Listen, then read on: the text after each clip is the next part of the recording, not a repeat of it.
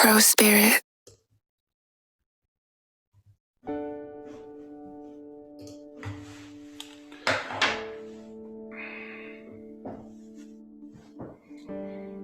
El cambio, esa fuerza poderosa, real, intensa, sorpresiva, que sin mayor aviso llega a nuestra vida. A veces la deseamos, a veces no. Nuestro planeta, nuestra humanidad, nuestros países, comunidades, familia, nuestra pareja, nosotros mismos, hemos percibido este cambio más intensamente que nunca en el último tiempo. Parece que estuviéramos captando realmente lo que es la fuerza del cambio. Esta fuerza exterior, esta fuerza que no decidimos, simplemente llega, nos aborda y aquí está. Sin embargo, a pesar que la hemos sentido intensamente en el último tiempo, el cambio es una fuerza que se manifiesta en el universo permanentemente. Está todo el tiempo en el proceso de evolución, en el proceso de expansión del universo. Es una fuerza que está en todo, en cada segundo, en cada respiro. Y bien digo, en cada respiro. Y entonces, ¿cómo abordamos el cambio los seres humanos? Sabemos que todos los seres del planeta se ven permanentemente enfrentados al cambio. Y tienen distintos mecanismos para poder abordarlo. Por ejemplo, está la inteligencia celular, que en aquellas condiciones favorables se reproduce y en aquellas que no lo son, sobrevive. Una inteligencia un tanto binaria. Hasta llegar a inteligencias más complejas, como los mamíferos superiores, donde el instinto es una poderosa fuerza que lleva a este mamífero a adaptarse frente a los nuevos escenarios. Sin embargo, el ser humano, teniendo instinto, no entra en el camino de abordar el cambio tan fácilmente. Sus mecanismos son más complejos.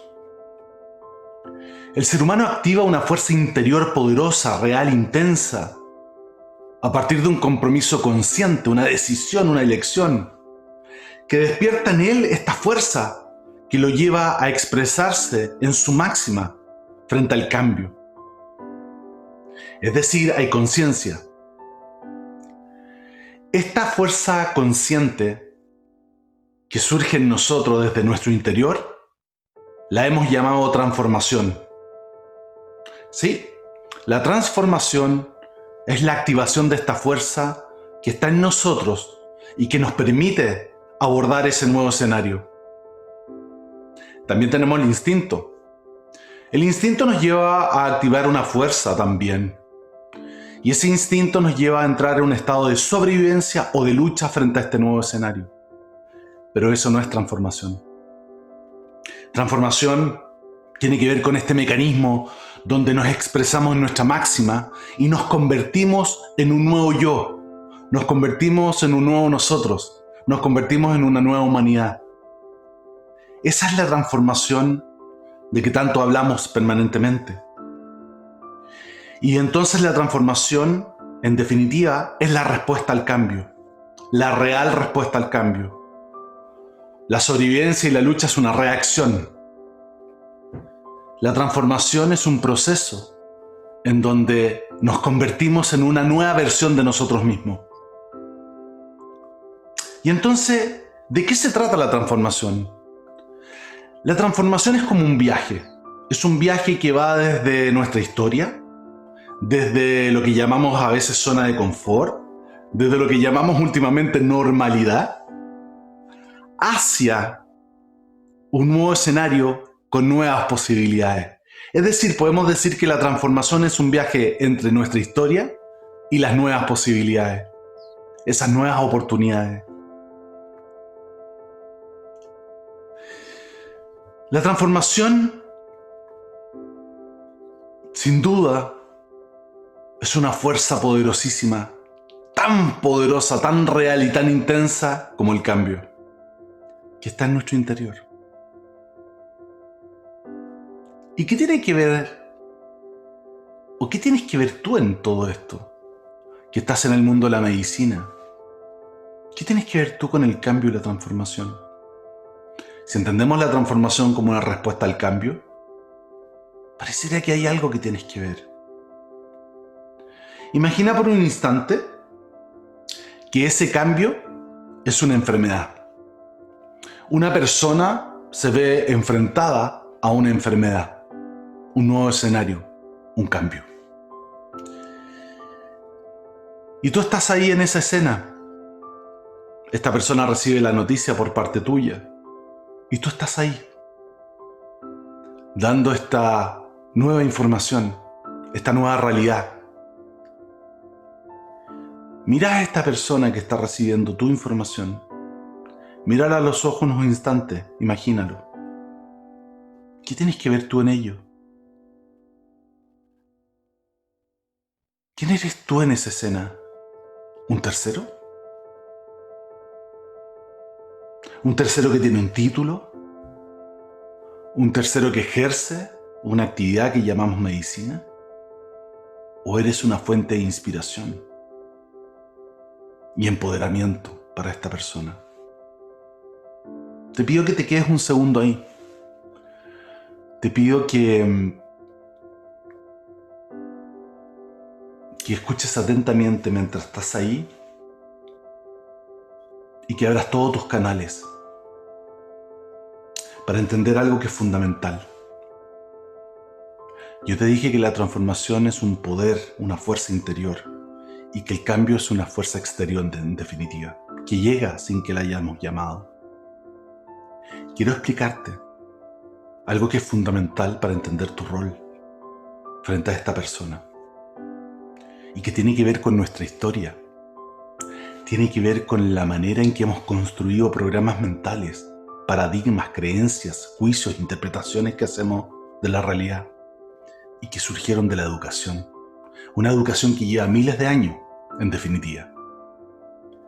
Una educación muy poderosa que requiere estar consciente cómo se ha comportado, cómo la hemos adoptado para poder estar en esta escena, en donde hay una persona recibiendo la noticia de una nueva enfermedad.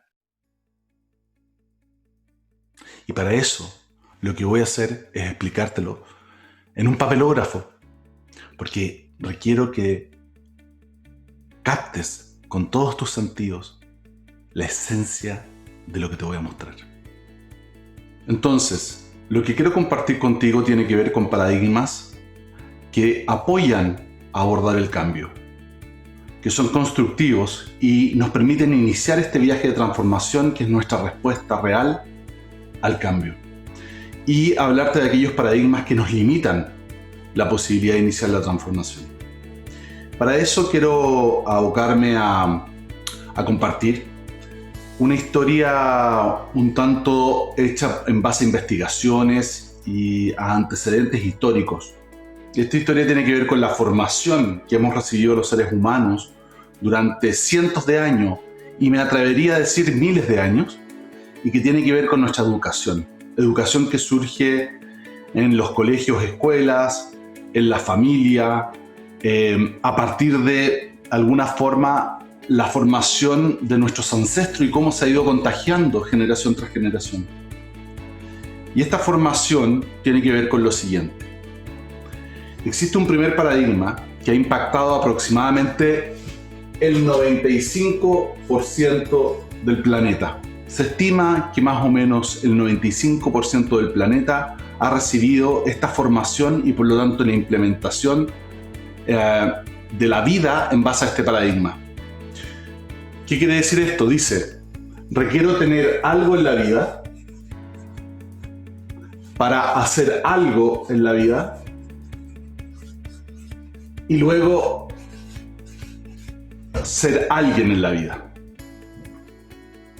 Lo que estamos diciendo es que, por ejemplo, requiero recursos para poder ejercer algo y ser alguien.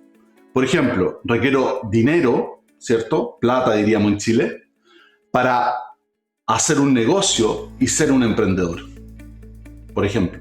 O requiero mucho dinero para hacer un viaje alrededor del mundo y ser feliz.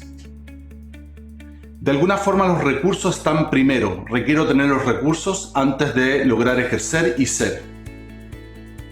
Este paradigma tiene una posición de requiero esperar obtener esos recursos. Ahora, existe un 4% de la población del mundo, aproximadamente, que se estima tiene otro paradigma. Tiene un paradigma que es diferente. ¿En qué sentido es diferente? Dice, yo requiero hacer algo en la vida para tener algo y ser alguien en la vida. Es decir, requiero, por ejemplo, hacer un negocio para tener muchísimo dinero y ser feliz. Este paradigma, a diferencia del primero, toma acción, no espera obtener los recursos ni que le lleguen los recursos, sino que toma acción a buscar los recursos para ser alguien en la vida. Este paradigma se asocia mucho a la mentalidad del emprendedor. No estoy diciendo que son aquellas personas que inician negocios en su vida. Lo que digo es que la mentalidad que opera en esta persona es de emprendimiento. Podría trabajar en una compañía o podría tener su propio negocio y estar en esta mentalidad. Y podría también una persona tener un negocio y no operar en este paradigma, sino en este primero, tener algo en la vida para hacer algo y ser alguien, y ahí iniciar un negocio. Vamos a ver que el paradigma en el fondo tiene un impacto enorme sobre cómo abordamos la transformación en respuesta al cambio, que es lo que estamos buscando con esta explicación. Y por último, existe un 1% de la población del mundo que ha sido formada o educada bajo otro paradigma que es muy diferente al segundo y totalmente contrario al primero, que dice, requiero ser alguien en la vida para luego hacer algo en la vida y tener u obtener algo en la vida. Si te fijas, estos tres paradigmas de formación tienen un tremendo impacto en lo que sería el cómo abordar el cambio e iniciar un proceso de transformación. Para poder explicarte en profundidad esto, quisiera contarte un poco lo que ocurrió en el año 2010, en el terremoto que sufrió Chile, el 27 de febrero, el terremoto del 27F, donde muchas instituciones intervinieron en ayuda a la gente del sur de Chile que había sido totalmente perjudicada por este terremoto, maremoto, y por lo tanto un tremendo desastre. Y ocurrió que instituciones como Desafío Levantemos Chile, que en ese entonces se estaba formando, periodistas, cuerpos de bomberos,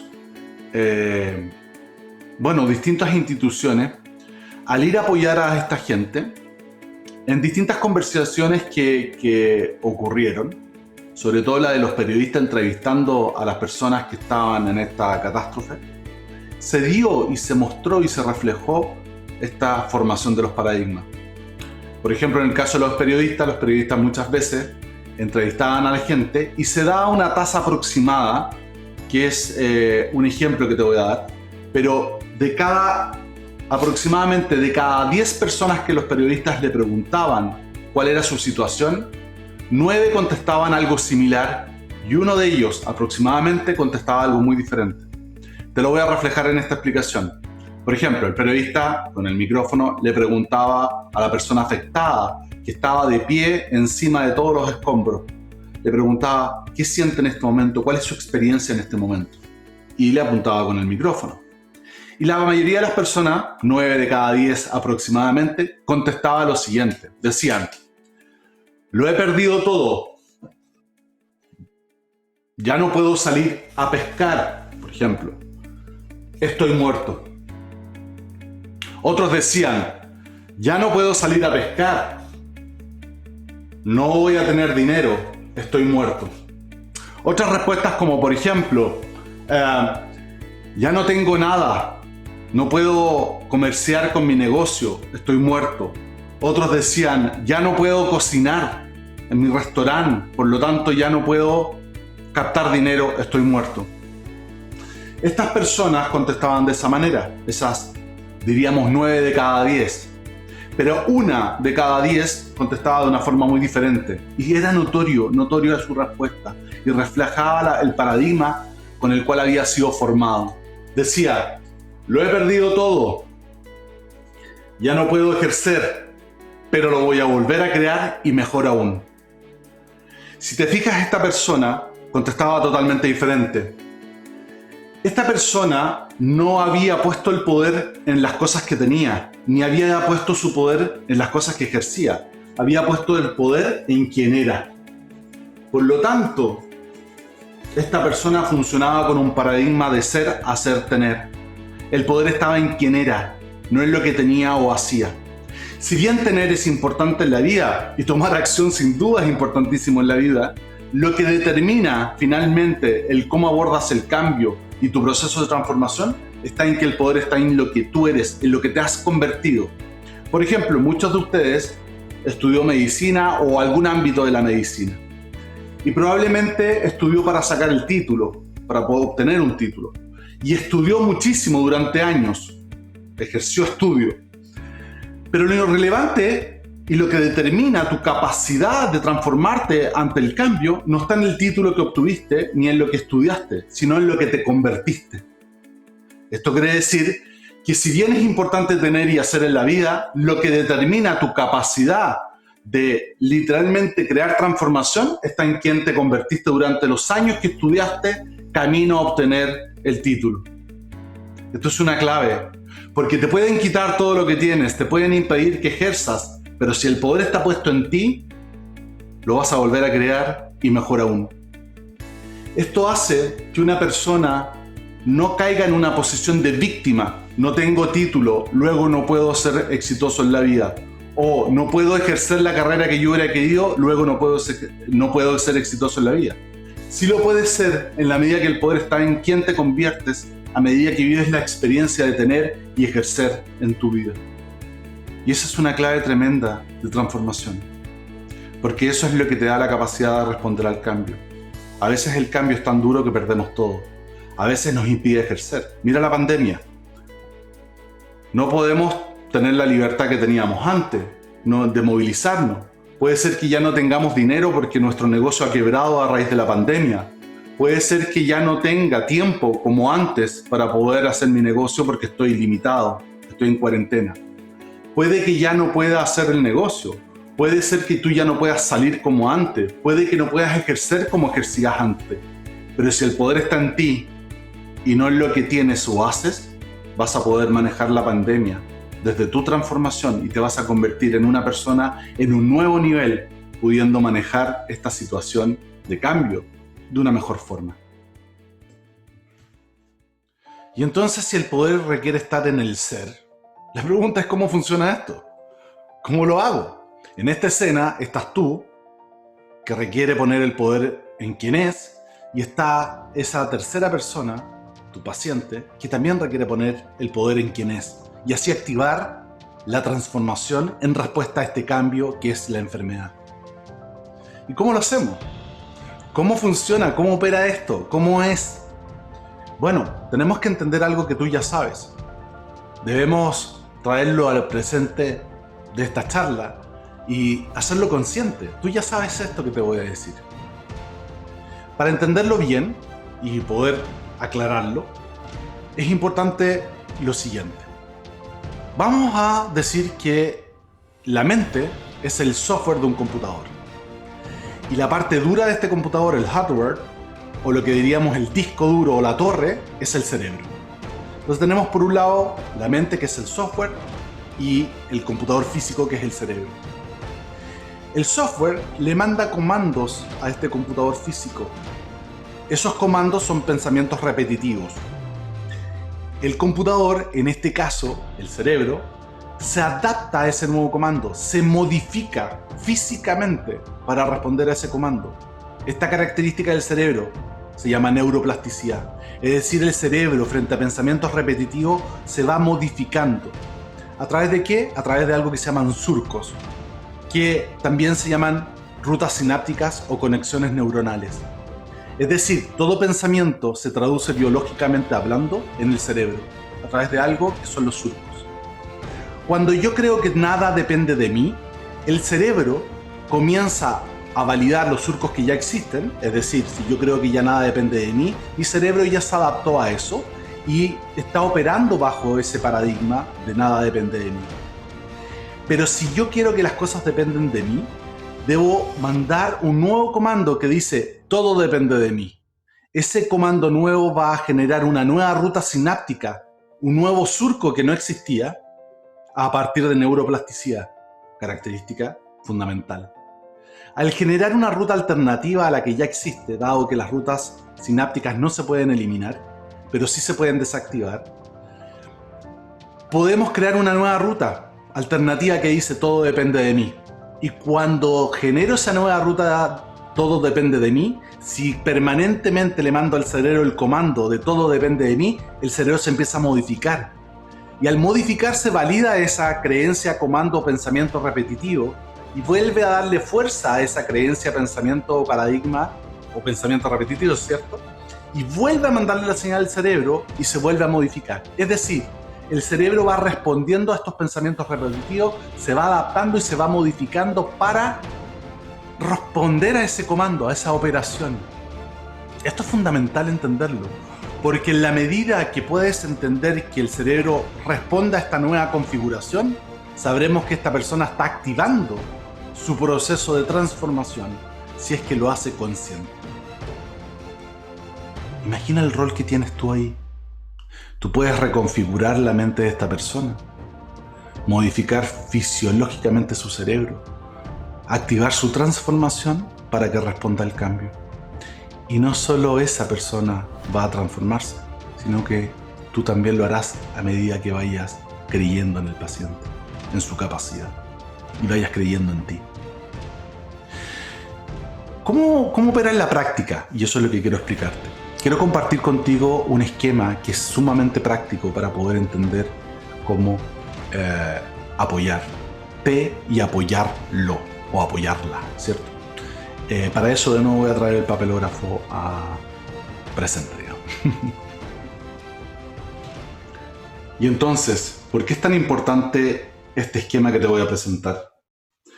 Porque básicamente es una forma práctica en que puedes operar mentalmente y generar un impacto en ti y en la otra persona.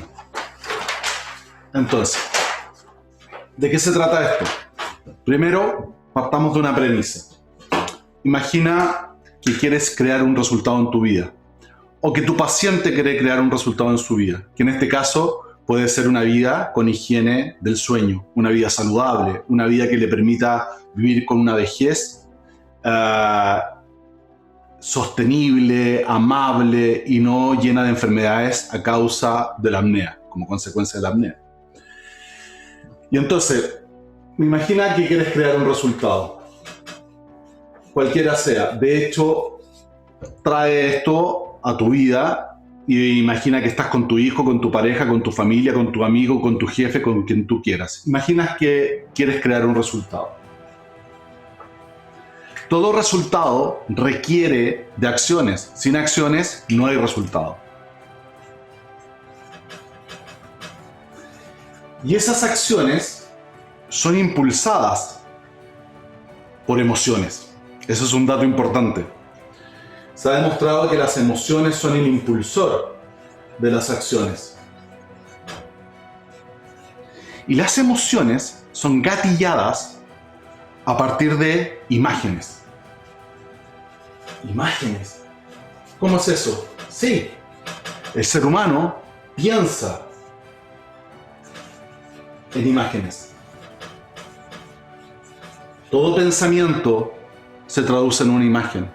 Es decir, un ser humano, se han llegado a estudios a determinar que un ser humano piensa hasta 50.000 veces por día, consciente o inconscientemente.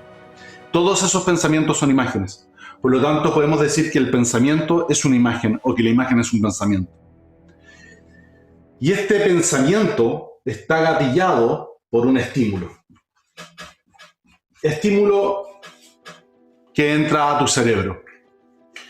Este estímulo genera una imagen o pensamiento Y esta imagen es como que estuviéramos viendo una foto o estuviésemos viendo una película, genera emociones. Esas emociones que sentimos impulsa acciones y las acciones generan, en definitiva, el resultado. Lo relevante de esto está en que hay una directa relación entre las imágenes y el resultado.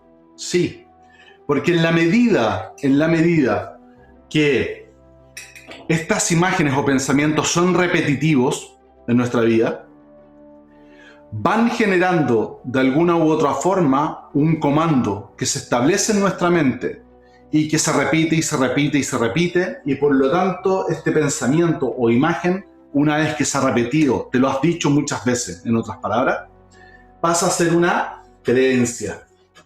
Creencia, verdad, comando, mapa mental. Podríamos decir que fisiológicamente son rutas sinápticas, conexiones sinápticas que se establecen en el cerebro y que nunca más se borran. Estas creencias o mapas mentales, juicios, interpretaciones, comandos, finalmente influyen tanto en nuestra forma de operar, y esto es lo relevante, que son las creencias las que determinan los resultados y no las acciones. Escucha bien que esto es fundamental. Son las creencias las que determinan el resultado y no las acciones. Las acciones se requieren para crear el resultado, pero no lo determinan. Lo que finalmente determina el resultado es la creencia. Voy a poner inmediatamente un ejemplo, pero es muy importante antes una metáfora. Es como que yo dijera lo siguiente. Si yo quiero crear un pastel, un kuchen, un queque, lo estoy diciendo en distintos formatos porque hay personas extranjeras, ¿cierto?, en este congreso. Si yo quisiera crear un pastel, un queque, un kuchen, algo, requiero, por ejemplo, de ciertos insumos. Esos insumos son las acciones. Por ejemplo, la harina, el huevo, la mantequilla, polvos de hornear, el agua, etc. La acción pasa a ser los insumos que se requieren para crear este pastel. Pero lo que determina que este pastel sea exitoso en la vida, que quede exquisito, delicioso, es la receta. Y la receta es la creencia. O las recetas son la creencia, o un set de creencias. Podemos decir entonces que las creencias son la receta y las acciones son los insumos. Y por ello te digo, las acciones se requieren para crear el pastel. Sí, el insumo se requiere para crear el pastel, pero es la receta la que determina el resultado. Por lo tanto, es tu receta en la mente. Los seres humanos estamos llenos de recetas todo el tiempo. Y estas recetas le llamamos creencias, verdades, juicios, opiniones muy profundas, interpretaciones muy profundas, cuentos que tenemos en nuestra vida que hace que generemos resultados. Te voy a dar un ejemplo ahora concreto. Si yo creo que soy malo para las matemáticas, mientras yo siga creyendo que soy malo para las matemáticas, que soy totalmente nulo para las matemáticas, por más que estudie, me va a seguir yendo mal en las evaluaciones, pruebas o exámenes. Porque la creencia va a generar en mi mente una serie de operaciones que se ven, y lo vamos a ver más adelante, se ven manifiestas en el cerebro, que hace que yo, por más que estudie, al momento del examen me bloqueo. Al momento del examen no puedo operar matemáticamente. Por lo tanto, podemos decir que las imágenes, creencias, juicios, opiniones determinan el resultado. Y cuando me va mal en el examen, cuando me va mal en la prueba, ¿sí?, en la evaluación, valido la creencia de que soy malo para las matemáticas. Es decir, la creencia determina el resultado y el resultado valida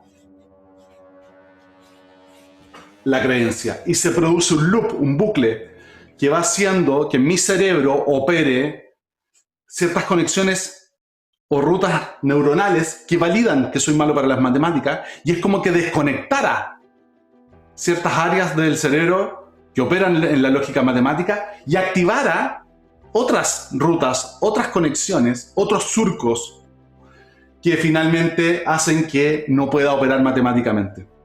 Por lo tanto, como dijo Buda 500 años antes de Cristo, lo pensaste, lo creíste, lo creaste. Lo pensaste, lo creíste, lo creaste. Esto es un dato no menor. Ahora piensa en que estás con tu paciente. le estás informando que tiene una enfermedad importante, inmediatamente se van a activar creencias en él y en ti. Esas creencias que se activan pueden ser lo que llamamos creencias limitantes o creencias de tipo constructivas.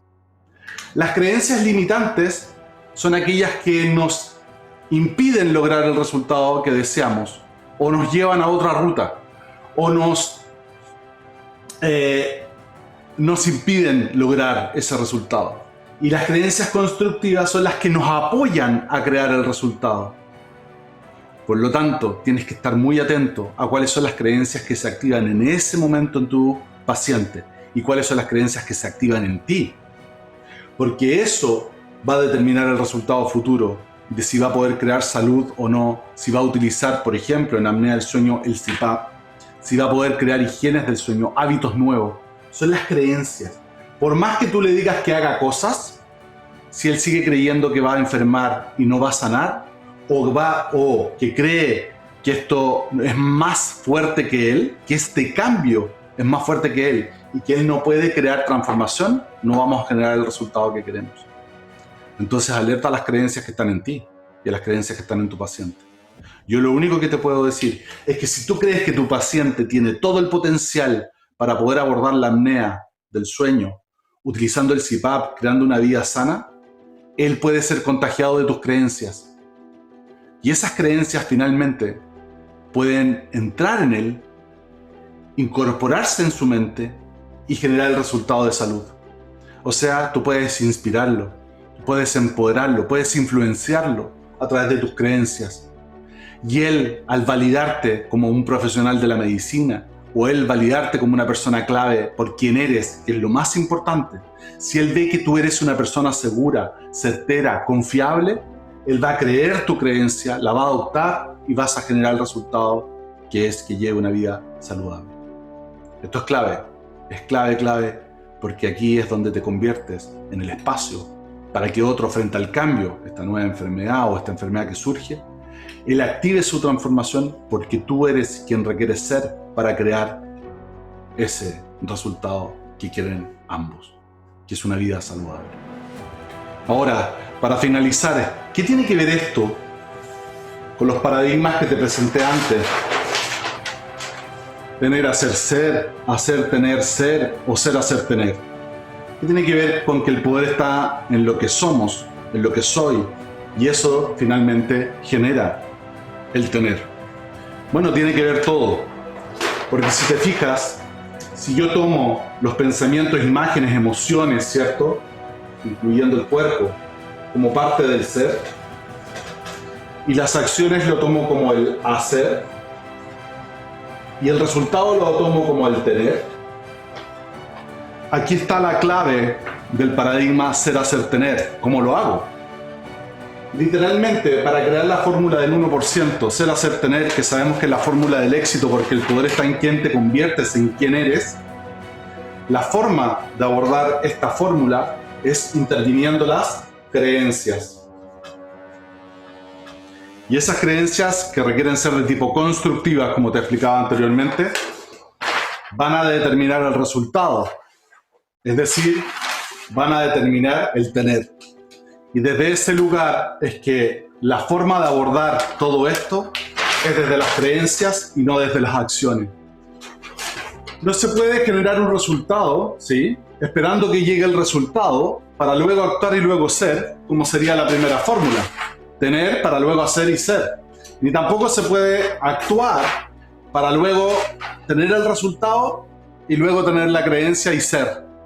Por esa razón esta es la fórmula del ser, hacer, tener, la del éxito. Porque el poder está en tus creencias, el poder está en tus juicios, paradigmas, mapas mentales, rutas sinápticas, conexiones, surcos, incluso fisiológicamente hablando en el cerebro, que determinan el resultado. Por ello, la pregunta es, ¿quién requiero ser como persona para luego actuar y tener el resultado de salud de mi paciente? Esa es una clave. Desde este lugar, lo importante entonces para ese paciente no es tu título. Puede que eso lo ayude a tener una confianza, sin duda. También no es tan relevante cómo actúas. Puede que eso lo apoye, el verte actuar, pero lo que determinará si él puede generar una vida saludable a través del CPAP, por ejemplo, en apnea del sueño, es quien tú eres en ese momento. Es lo que tú eres en el proceso de acompañarlo. Es quien tú eres como persona. Eso va a generar en él la implantación de creencias que tú estás contagiándole. Y eso lo va a llevar a generar el resultado. Esto incluso se puede explicar, pero no voy a entrar ahí por tiempo, en las neuronas espejos. Pero lo importante al final del día es quién eres. Eso da la diferencia. Hay muchos profesionales con el título que probablemente tú tienes, pero lo que va a hacer la diferencia no es que tengas el título, ni que hayas estudiado. La diferencia es en quién te convertiste. La diferencia entre un médico o un profesional de la medicina y otro, a pesar que tienen el mismo título, para efectos del paciente, es quien tú eres. La diferencia la haces tú, con tu manera de ser. Tu diferencia la haces tú, con tus creencias, con tus paradigmas. Y eso influye en el resultado de tu vida y en el de otros. No lo olvides. Entonces, si sabemos que todo ser humano piensa unas 50.000 veces por día y eso todo se traduce en imágenes, podemos decir que tu rol está en ser un proyector tipo data show, donde tú estás presentando a través de un PowerPoint imágenes. Es decir, el lenguaje para configurar a una persona mentalmente hacia el resultado, en otras palabras, instalar creencias constructivas que lo lleven al resultado, es a través de instalar imágenes. Y si tú eres el proyector como médico, tú eres el proyector que tira imágenes en esta presentación en PowerPoint, y el paciente es el espectador que está viendo esta presentación, tú puedes estar instalando imágenes en forma repetitiva, constante, hasta que esto se traduzca en una creencia. Y por lo tanto estarás usando el lenguaje de programación de la mente, que son las imágenes, para instalar creencias de tipo constructivas. Y esas creencias constructivas le permitirán lograr el resultado. Y entonces, ¿cuáles son esas imágenes que son tan claves instalar en ese paciente? Y aquí quiero acudir a algo que todo ser humano tiene. Todo ser humano tiene un sueño. Si entendemos el sueño como una visión de vida, algo que quiere obtener, un sueño.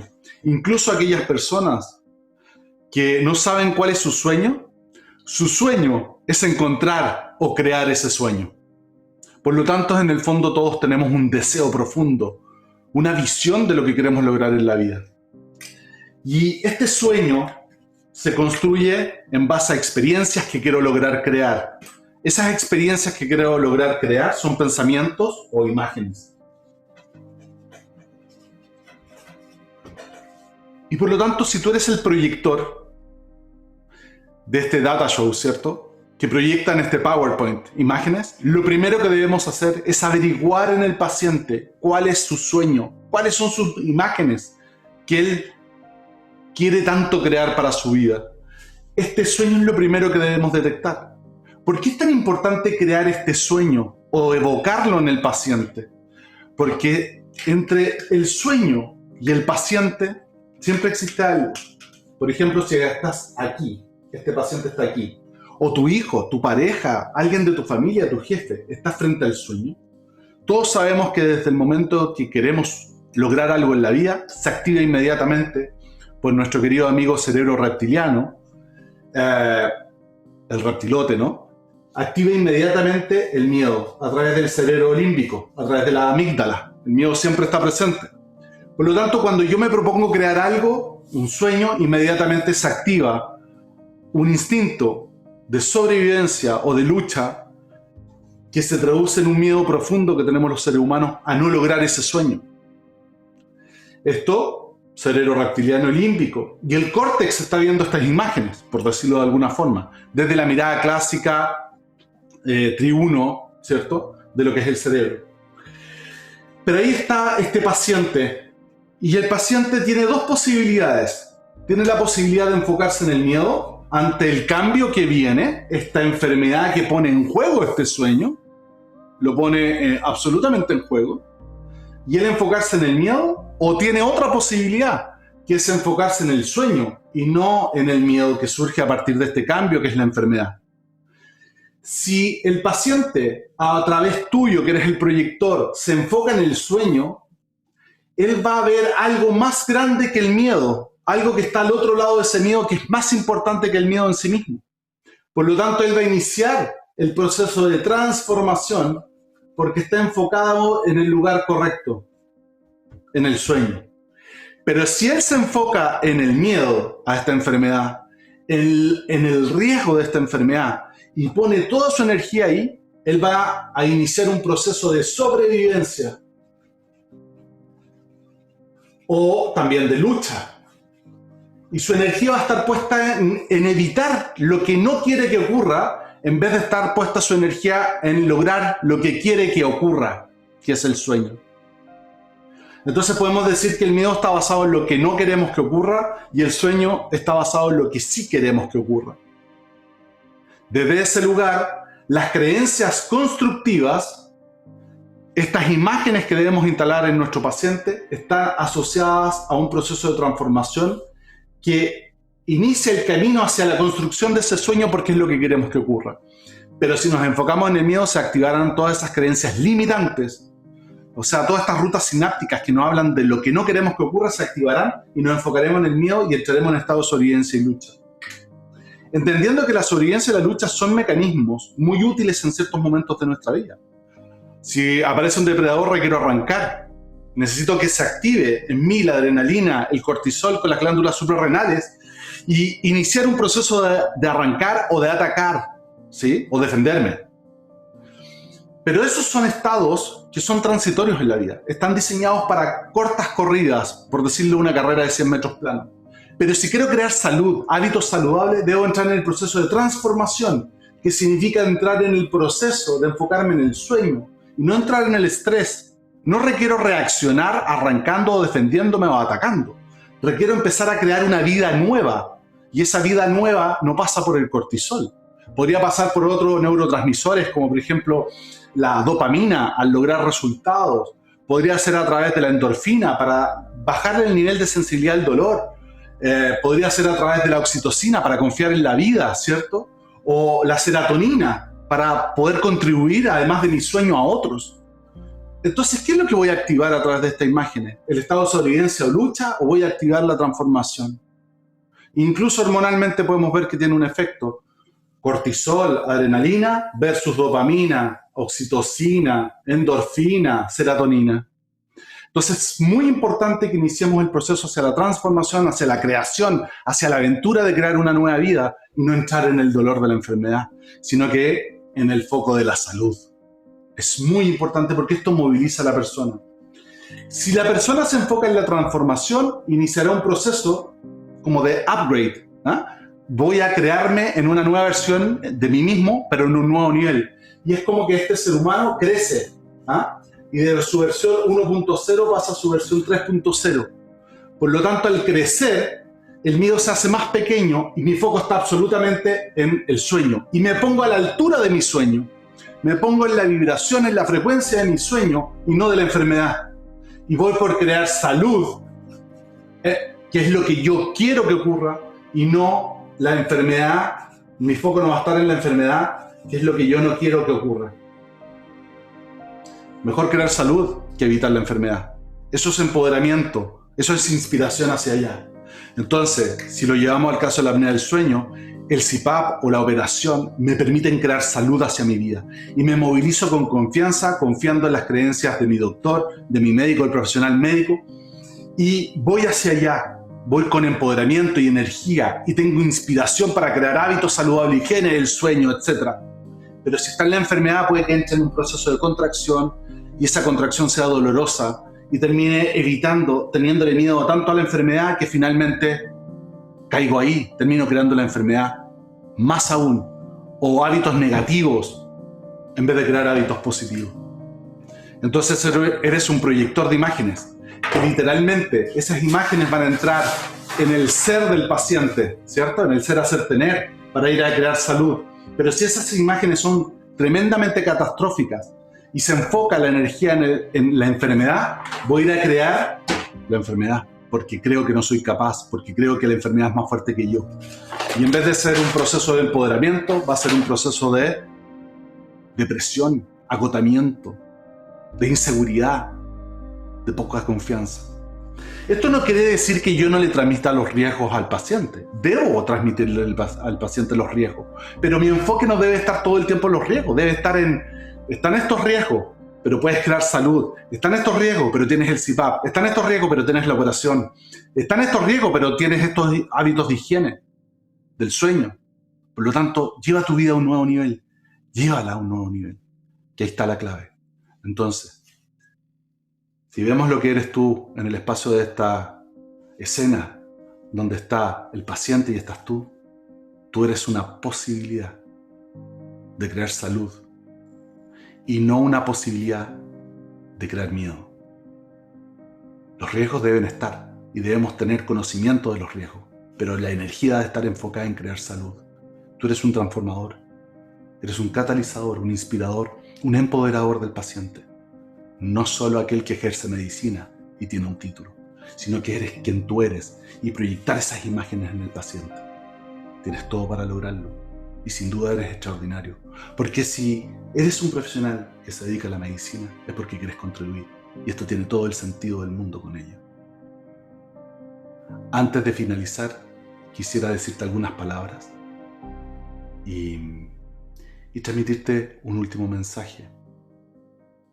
Mi propósito de esta charla era poder transmitirte lo importante que eres para la vida del resto, lo importante que eres para un paciente, lo importante que eres para aquella persona que recibe esas noticias de cambio, que en este caso era una enfermedad. Me quiero presentar para finalizar. Mi nombre es José Ignacio Oñate, soy conferencista, entrenador en liderazgo y me dedico tanto en Chile como afuera a entrenar y a dar charlas motivacionales y de empoderamiento.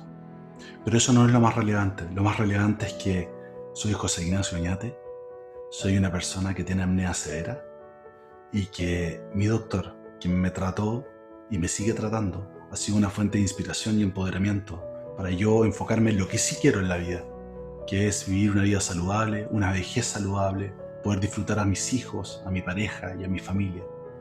Y él me inspiró desde ese lugar, me inspiró a ir por lo que quiero y no enfocarme en lo que no quiero, que podría haber sido el miedo a esta enfermedad. Y a partir de este cambio de la apnea que recibí a los 33 años, me desafié gracias a la forma en que mi doctor me mostró las posibilidades futuras. Y me desafié a vivir una nueva vida. Y hoy día la estoy disfrutando. No estoy exento de problemas. Mi vida tiene problemas como cualquier ser humano, pero hoy día soy consciente de que conectarme al CPAP todas las noches, tener una higiene del sueño, tener hábitos saludables, me va a permitir cumplir mi sueño, que tiene que ver con disfrutar mi familia, disfrutar esta vida, disfrutar este planeta y literalmente crearlo como una aventura y no como una sobrevivencia y como una lucha.